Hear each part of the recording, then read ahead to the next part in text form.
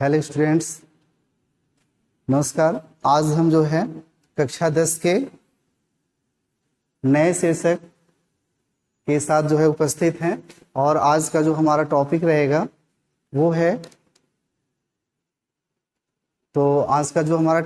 गिरजा कुमार माथुर जी के बारे में हम समझेंगे कि गिरजा कुमार माथुर जी कौन थे और इनके द्वारा कौन सी रचना का हमें अध्ययन करना है।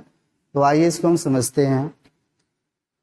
जैसा कि हम जानते हैं कि गिरजा कुमार माथुर जी का जो जन्म है सन 1918 में गुना जो है मध्य प्रदेश में हुआ और इनकी जो प्रारंभिक शिक्षा थी वह शिक्षा झांसी के कहाँ पर उत्तर प्रदेश में ग्रहण करने के बाद इन्होंने एमए अंग्रेजी व एलएलबी की उपाधि जो है लखनऊ से अर्जित की। कहते हैं कि शुरू में कुछ समय तक वकालत की, बाद में जो है आकाशवाणी और दूरदर्शन में इन्होंने कार्य किया। इनका जो निधन है वो सन 1994 में हुआ। माथुर जी की कुछ प्रमुख रचनाएं हैं जिनमें नास और निर्माण, धूप के धान, शिलापंख, चमकीले, भीतरी नदी की यात्रा ये इनका काव्य संग्रह के अंतर्गत आता है और जन्म कैद ये नाटक है। नई कविता सीमाएं और संभावनाएं ये आलोचना हो गया।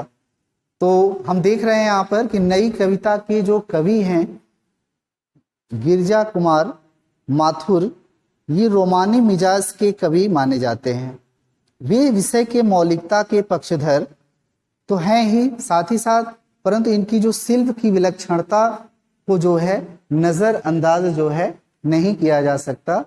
यानी कि शिल्प की विलक्षणता को नजरअंदाज करके नहीं, यानी कि इनकी शिल्प की जो विलक्षणता है, योग्यता है, वह सर्वोपरि है, अपने आप में सबसे अच्छा है, सर्वोत्तम जिसको हम कहा जा सकता है, कह सकते हैं।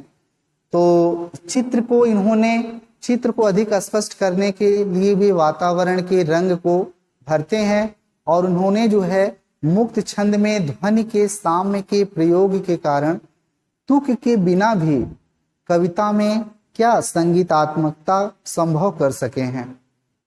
भाषा के दो रंग उनकी कविताओं में मौजूद हैं। वे जहां रोमानी कविताओं में छोटी छोटी ध्वनि वाले बोलचाल के शब्दों का प्रयोग करते हैं कि इन कविताओं में रोमानी कविताओं का जिक्र आया है, तो वहीं क्लासिक मिजाज की कविताओं में लंबी और गंभीर ध्वनि वाले शब्दों को तरजीह भी देते हैं। तो यहाँ पर हम देख रहे हैं कि इनकी रचनाएं अपने आप में सर्वश्रेष्ठ रचनाएं आती हैं। छाया मत छूना, इस कविता का हम यहाँ पर अध्ययन करेंगे। तो इस कविता में इन्होंने जो जिक्र किया है कि छाया मत छूना कविता के जो माध्यम से यह कवि जो है कहना चाह रहे हैं कि जीवन में सुख और दुख दोनों की उपस्थिति है। विगत के सुख को, यानी कि पहले भूतकाल के सुख को याद कर हम वर्तमान के दुख को और गहरा करना तर्क संगत नहीं है।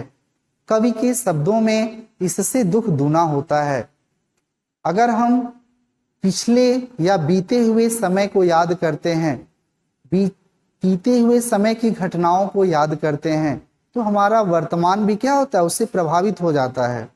इसलिए विगत के सुख को याद कर वर्तमान के दुख को और गहरा करना ये तर्क संगत नहीं है, यानी तर्क संगत हो ही नहीं सकता। कवि के शब्दों में इससे दुख दूना होता है और विगत की सुखद काल्पनिकता से चिपके रहकर वर्तमान से पलायन की अपेक्षा कठिन यथार्थ से रूबरू होना ही जीवन की प्राथमिकता होनी चाहिए। कविता जो है अतीत की स्मृतियों को भूल वर्तमान का सामना कर जो है भविष्य का वर्ण करने का संदेश देती है। कहने का आशय